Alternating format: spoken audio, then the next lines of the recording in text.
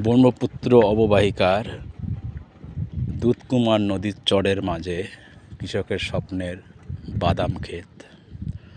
প্রধান অর্থকারী ফসলও বটে।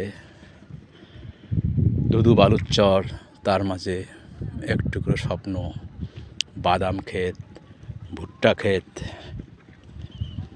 ছোটো ছোটো ধান ক্ষেত।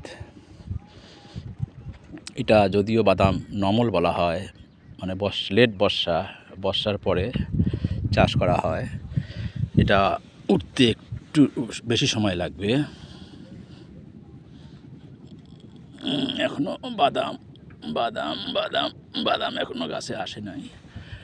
আজ যারা একটু আগে লাগাইছে তারা বাদাম অলরেডি হারভেস্ট করছে। এই বাদাম বেচে হয়তো তার পরবর্তী উন্নয়ন পরিকল্পনা পরিবারের জন্য। সবাইকে কুড়িগ্রামের দুধকুমার নদীর চর থেকে জানাচ্ছি শুভেচ্ছা।